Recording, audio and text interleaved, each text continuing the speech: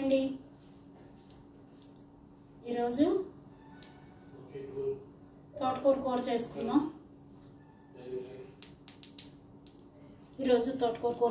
అండి.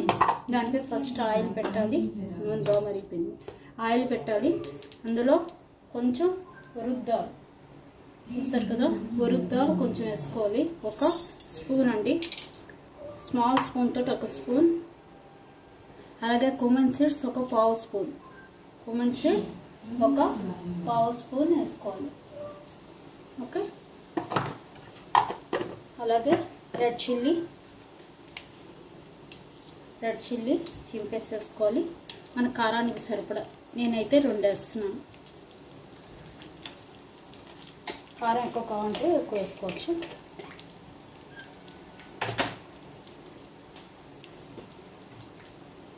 అలాగే కొంచెం గార్లిక్ కట్ చేసి,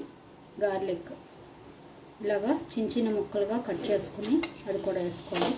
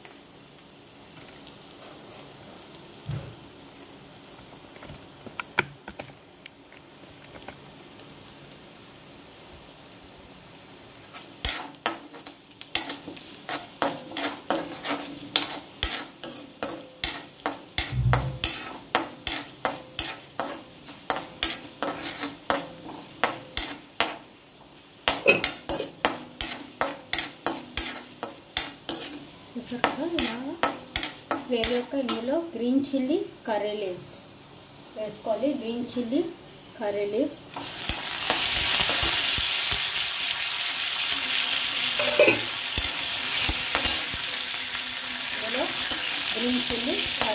వేసుకోవాలి.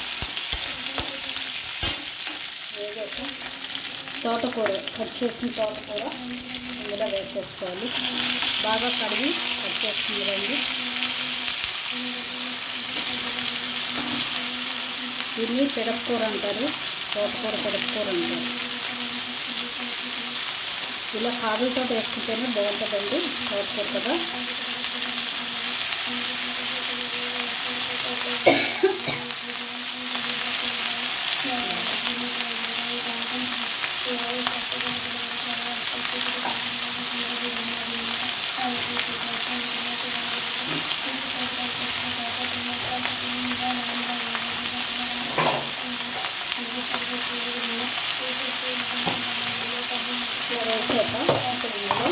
సాల్ట్ వేసుకోవాలి సరిపడా, కొంచెం తక్కువ వేసుకోవాలండి, ఎందుకంటే దగ్గరికి అయిపోతుంది. అలాగే తోటకూరలో కూడా కొంచెం ఉప్పు ఉంటుంది కాబట్టి కొంచెం తక్కువ వేసుకోవాలి.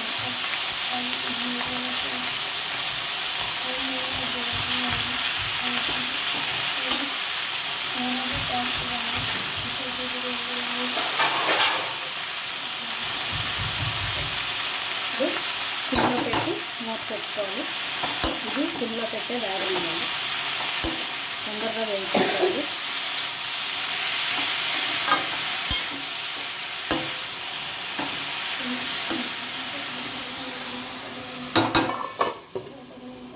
సిమ్లో పెట్టి వేగనివ్వాలి.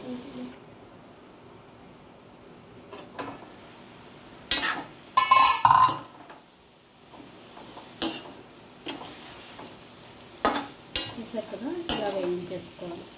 ఇది ఇలా రైస్లోకి నెయ్యి వేసుకొని నంచుకొని తిన్నా బాగుంటుంది.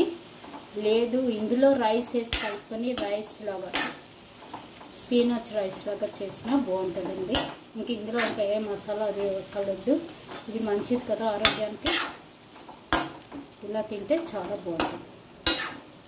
సాల్ట్ మటుకు కొంచెం తక్కువ వేసుకోవాలండి. ఇందులో ఎప్పుడు కూడా ఆకుకూరలు ఎప్పుడు కొంచెం సాల్ట్ తక్కువ వేయాలి, ఎందుకంటే దగ్గరికి అయిపోతాయి కాబట్టి సాల్ట్ ఎక్కువ అయిపోతుంది.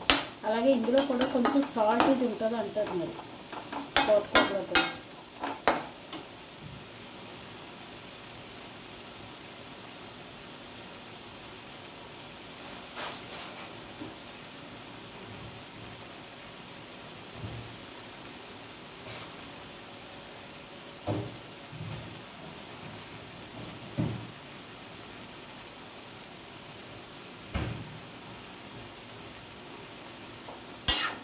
మామూలుగా తోటకూర పప్పు వేసి చేస్తాం, ఇంకా ఏమన్నా కూడా చేస్తాం కదా, పులుసు పెడతామని.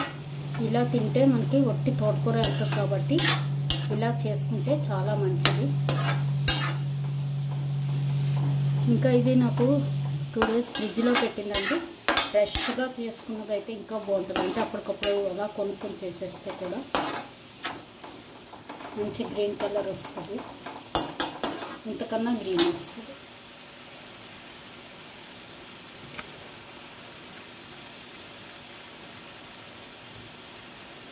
ఇంతేనండి, ట్రై చేయండి తప్పకుండా. Thank you, bye.